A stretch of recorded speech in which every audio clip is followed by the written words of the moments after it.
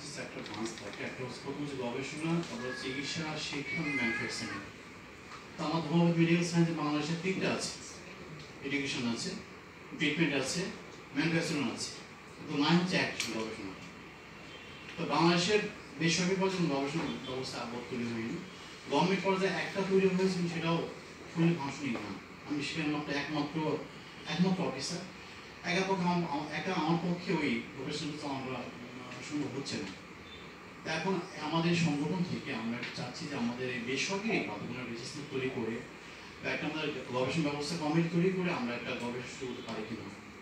কারণ গভর্নমেন্টের অনেক লিমিটেশন আছে, সেখানে অনেক ফান্ডের লিমিটেশন থাকে, সেখানে অনেক পলিটিক্যাল প্রবলেম থাকে, সেখানে অ্যাডমিনিস্ট্রেটিভ প্রবলেম থাকে, যাদের সেখানে চাইলে অনেক কিছু পাওয়া যায় না। আর সেখানে আমি আসলে মাত্র একটা গবেষণা একটা অফিসার আর কি। তো আমার একা পক্ষে উপরে আমাদের যারা আছে তারা কি গবেষণা বোঝেন না বা খুব একটা আগ্রহ ইন্টারেস্ট নয়। কিন্তু আমাদের দুইটা কলেজ থেকে 500 জন মেডিকেল অফিসার হিসেবে জয়েন বিভিন্ন মেডিকেল হসপিটালে বা এখন কমপ্লেক্সে, অথবা যারা সার্ভিসের বাইরে যারা আছে, অনেক পজিশন করা আছে, এমপিস বা আদার্স বিভিন্ন অনেকে এগ্রি করেছে। তো তারা কিন্তু অলরেডি গবেষণার জন্য অলরেডি নিজেকে তৈরি করেছে, নিজের গবেষণা করার জন্য মোটামুটি তাদের ফিটনেস চলে আসছে এখন।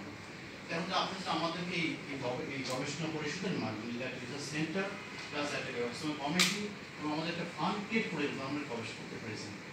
ইয়েস,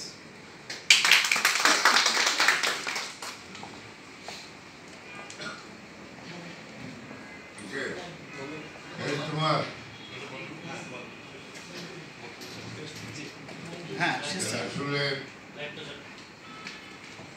আমার সময়টা একটু আমি দিতে পারতাম, কিন্তু এইমাত্র খবর এসছে যে আমাদের শিক্ষক সমিতির যিনি সভাপতি আমাদের কামরুজ্জামান সাহেব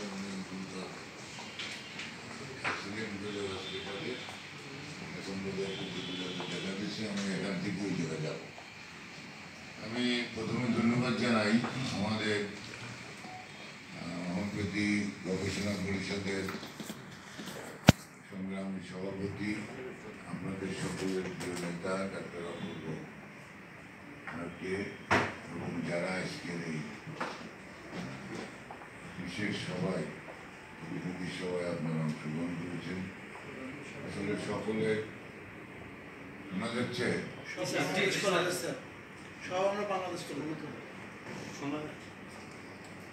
যারা এখানে উপস্থিত হয়েছেন সকলকে আন্তরিক ধন্যবাদ। আসলে বাংলাদেশ কলেজ যারা এখানে আছেন, চাকরি পেয়েছেন বা গবেষণার কাজে রয়েছেন, খালি বাংলাদেশ কলেজেরই তো হবে না, সমস্ত কিছুই আমাদের মনে রাখতে হবে এখানে ডিগ্রি, ডিপ্লোমা, সরকারি কলেজ, বাংলাদেশ কলেজ সকলে মিলেই আমাদের একটা কাজ করতে হবে। উচ্চারণটা আলাদাভাবে করা সম্ভব না, এর মতভেদ আছে, অনেকের অনেক কথা আছে, তা জানি।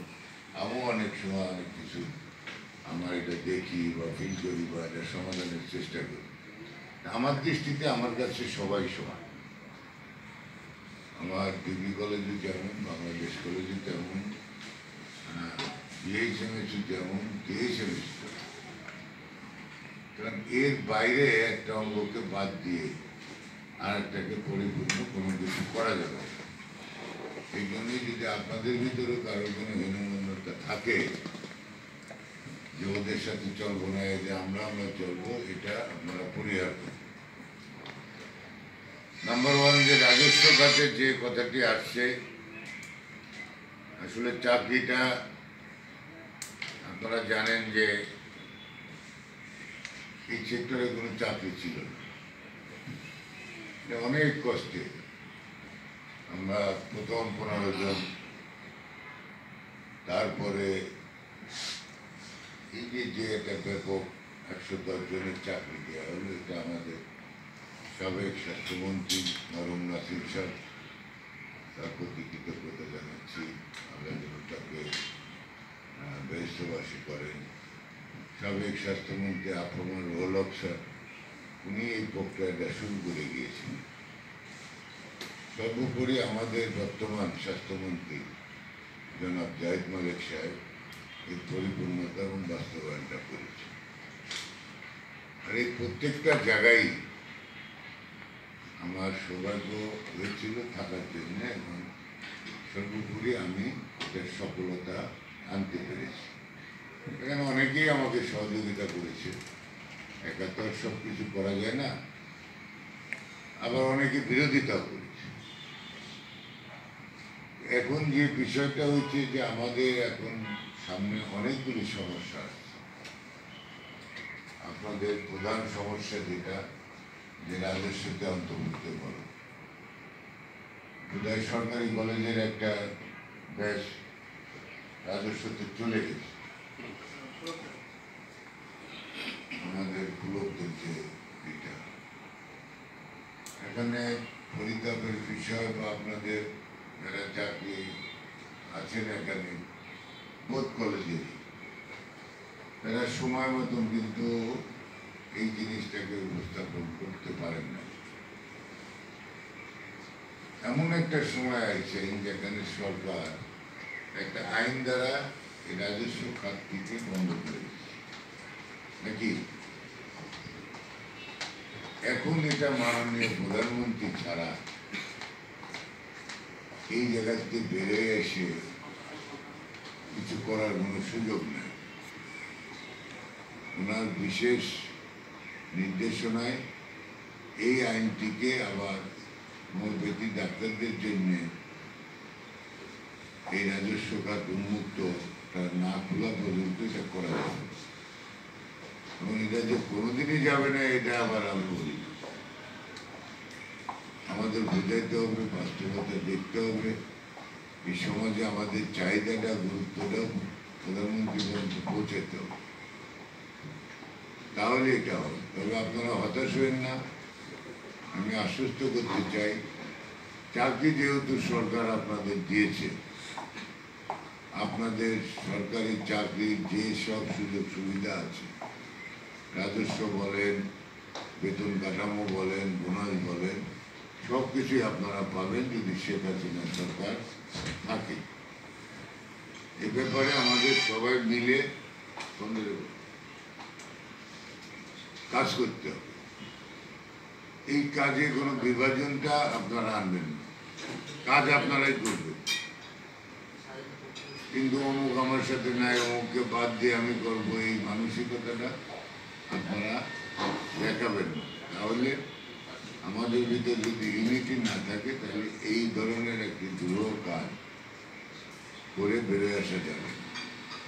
হোমিওপ্যাথি গবেষণা পরিষদ একটা গবেষণামূলক প্রতিষ্ঠান হিসেবে আত্মপ্রকাশ করবে বলে আমি কলামে অনুমোদন দিয়েছিলাম এবং আপনাদের পৃষ্ঠপোষকের দায়িত্ব দিয়েছি। সারা দেশেই আপনাদের গবেষণা না হোক, কিন্তু গবেষণারত মানুষগুলিকে এটা সংখ্যায় কম হলেও ইতিমধ্যে আপনারা বাছাই করতে পেরেছেন। এই জন্য আমি বাংলাদেশ হোমিওপ্যাথি বোর্ডের পক্ষ থেকে আপনাদেরকে ধন্যবাদ জানাই। দ্বিতীয়ত যে কাজটি রয়েছে, আমরা কমতাম অনেক কাজ আমাদের সরকারি কলেজের যিনি গবেষণার দায়িত্বে আছেন ডক্টর বসুরা, গবেষণা একটা বিরাট ব্যাপক বিষয়, কিন্তু আমাদের হাতের কাছে কতগুলি জিনিস কলম আমরা ঠিক মতন এই গবেষণার মধ্যে আনতে পারি না। এই যে একটা করোনাকালে সময় গেল, এখানে অ্যালোপ্যাথি চিকিৎসকরা যেখানে হিমশিম খেয়েছে, তারা ব্যক্তিগত চেম্বারে অ্যালোপ্যাথি ডাক্তাররা বসে নাই ভয়ে, কিন্তু আমাদের হোমিওপ্যাথিক কলেজগুলির বহির্বিভাগ এবং সাধারণ চিকিৎসকরা কিন্তু তারা ব্যক্তিগত চেম্বারে করোনা রোগীর চিকিৎসা দিয়েছে, ভালো করেছে, ফলাফল ভালো। এই অর্জনটাও কিন্তু আমরা সরকারি পর্যায়ে তুলে দিতে পারি। এই ব্যর্থতাটা কিন্তু আমাদের আছে। যদি এটা আজকে থাকতো, তাহলে কিন্তু আমরা সরকারের কাছে অনেকটা দূর এগিয়ে যেতাম এবং এই চিকিৎসা বিজ্ঞানকে আজকে যারা ষড়যন্ত্র করতেছে যে ডাক্তার লিখতে পারবো না, আমরা এটা না ওটা না, এদের কিন্তু এই এক করোনার সফলতা দিয়েই এদের জবাবটা দেওয়া যেত।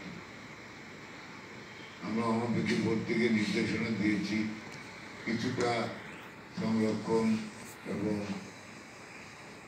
হসপিটালে আমাদের ওপিডিতে কতগুলি রোগী চিকিৎসা হয়েছে তার একটা বর্ণনা আমরা প্রস্তুত করতেছি এবং আপনাদেরও অনেকের ব্যক্তিগত পর্যায়ে বা গবেষণা পরিষদের পক্ষ থেকে বিভিন্ন জায়গা করোনাকালীন সময় আপনারা ওষুধ দিয়েছেন, রোগী দেখেছেন, সেই সফলতাগুলিকেও আপনারা লিপিবদ্ধ করে একটা রেকর্ড করতে পারেন। আমাদের মহামারীতে বা ওষুধের উপর গবেষণার আগে আমরা যে কাজগুলি বাংলাদেশে করতেছি, প্রান্তিক জনগোষ্ঠীর সেবা, যে হোমিওপ্যাথি ছাড়া এই মডার্ন মেডিসিন নামে যারা গর্ব করে বেড়ায়, তাদের চিকিৎসা সেবা যে প্রান্তিক জনগোষ্ঠীর কত পার্সেন্ট মানুষ পায় আর হোমিওপ্যাথি কতগুলি পায়, এই পার্থক্যটা আমাদের তুলে ধরতে হবে। আমি মনে করি যে আমাদের ব্যাপক এখানে সুযোগ রয়েছে। আমি দুটি কথাই বলবো, গবেষণার জন্য আপনারা একটা ভালো টিম গঠন করেন, যারা গবেষণা করতে পারবে, যে যোগ্যতা রয়েছে, উচ্চতর ডিগ্রি রয়েছে, যাদের ভালো প্র্যাকটিস আছে, এই মানুষগুলিকে নিয়ে আপনারা ইউনিটগুলি চালু করেন। এবং এ ব্যাপারে হোমিওপ্যাথি বোর্ডও আমরা একটা গবেষণা ইউনিট চালু করার জন্য ভবন আমাদের জায়গা আছে এই কেরানীগঞ্জে, ওই জায়গায় একটি গবেষণাগার করার জন্য আমরা সিদ্ধান্ত নিয়েছি। হয়তো খুব তাড়াতাড়ি আমরা এই বিষয়ে পদক্ষেপ নেব। তার আগে গবেষণা পরিষদ যেটা আপনারা করবেন, ব্যক্তিগত আমার পক্ষ থেকে বা হোমিওপ্যাথি বোর্ডের পক্ষ থেকে আপনাদের আর্থিক, প্রশাসনিক যা কিছু সমর্থন দেয়া লাগে আমি এটা দেব, কাজটা করতে পারি। দ্বিতীয়ত, যেটা মূল সমস্যা আপনারা দেখতেছেন আপনাদের কাছে, এটা কঠিন আপনাদের মনে হচ্ছে, কিন্তু আমার বিশ্বাস এর থেকেও আমরা বেরিয়ে আসতে পারবো। আপনারা যারা চাকরি পাইছেন, আমাকে আসলে ওইভাবে আপনারা স্মরণ করেন নাই, বা ওই সময় যদি আমাকে বলতেন, যেমন ওই রাজস্ব ব্যাপারেও আমরা অনেকবার অনেক মন্ত্রী মহোদয় অনেক জায়গায় গিয়েছি। এই সরকারি কলেজের নাম পরিবর্তনও আমি স্বাস্থ্যমন্ত্রীর কাছে বলে ওটা করাইছি। এটাও হয়ে যেত যদি সময় উপযোগী এই যে আইনের যে বাধাটা, এটা আসার আগে যদি আমরা 1-2 মাস কাজ করতে পারতাম, তাহলেও কিন্তু এটা হয়ে যেত। এই জন্য আপনারা ডিজিএল যেহেতু আপনাদের নিয়ন্ত্রণকারী প্রতিষ্ঠান, এখানে আমাদের কর্মকর্তা কামরুল রয়েছে, এও আপনাদেরই লোক, এদের সাথেও সমন্বয় করে কোথায় কোথায় যেতে হবে, কাকে বলতে হবে, আপনারা সেই জিনিসগুলি আমাকে জানাবেন। আর সমস্যাগুলি তো আমি জেনেই গেলাম, আমি খুব তাড়াতাড়ি হয়তো আমাদের স্বাস্থ্যমন্ত্রী মহোদয়ের নিয়ে আমরা একটা মিটিং করব, সেই মিটিংয়েও এই বিষয়টা আমি উপস্থাপন করব। করোনাকালীন সময় মাননীয় প্রধানমন্ত্রী কারোর সাথেই দেখা দিতেন না, এখন উনি সীমিত আকারে কিছু জায়গা উনি প্রবেশদ্বার খুলেছেন। আশা করি আমরা আরো একটু পরিস্থিতি উন্নতি হলে ওনার কাছেও আমরা একটা টিম নিয়ে এই হোমিওপ্যাথি বিরাজমান সব থেকে বড় সমস্যা যেটা আমাদের এই যে চিকিৎসক যে একটা মামলার রায় রয়েছে, রায়টাকে আইনি লড়াই দিয়ে আমরা মোকাবেলা করব। পাশাপাশি আমাদের যে নতুন হোমিওপ্যাথি চিকিৎসা আইন 2021, যেটা মাননীয় প্রধানমন্ত্রীর সভাপতিত্বেই ক্যাবিনেটে পাশ হয়ে এখন আইন মন্ত্রণালয়ে চূড়ান্ত পার্লামেন্টে যাওয়ার জন্য রয়েছে। সেই আইনের মধ্যেও অনেক জটিলতা ছিল। আমি ব্যক্তিগতভাবে হোমিওপ্যাথি বোর্ডের পক্ষ থেকে বিভিন্ন পর্যায়ে যায় ডিপ্লোমারা যারা উচ্চশিক্ষা PHMS থেকে PHMS করতে পারবেন সেই সুযোগ রেখেছি। PHMS ওয়ালারা যাতে আরও উচ্চতর কোর্স নিতে পারে সেই বিষয়ে সেই সুযোগ রয়েছে। তারা PhD করতে পারে, বিদেশে যেতে পারে। এই নতুন আইনে কিন্তু এই জিনিসগুলি রয়েছে এবং সেখানে গবেষণা বলেন আমাদের বোর্ডের কর্ম পরিধি বৃদ্ধি প্লাস আমাদের BMDCর ন্যায় আমাদের একটা কাউন্সিল সব কিছু এই আইনের মধ্যে রয়েছে। ওই আইনটিও যাতে দ্রুত পাস করে এই জন্য আমরা পার্লামেন্টে মাননীয় প্রধানমন্ত্রীর সাথে দেখা করে এই কাজগুলি করব এবং আমি সেখানেও আপনাদের গবেষণা পরিষদের প্রতিনিধি যাতে থাকে সে বিষয়টাও খেয়াল রাখবো। আমি একটা জরুরি কাজে বেরিয়ে যাচ্ছি, এই জন্যে আমি দুঃখিত। আপনারা সবাই আপনারা আলোচনা করে একটা সিদ্ধান্ত নিয়ে রাখেন, পরবর্তীতে আমি আপনাদের এই অসুবিধাগুলি যাতে দ্রুত নিষ্পত্তি হয় এবং হতাশার এখানে কোনো জায়গা নেই। চাকরি হয়েছে, শতভাগ সুযোগ সুবিধাও আপনারা পাবেন। সেই কথা বলেই আমি আমার বক্তব্য শেষ করছি। জয় বাংলা, জয় বাংলা।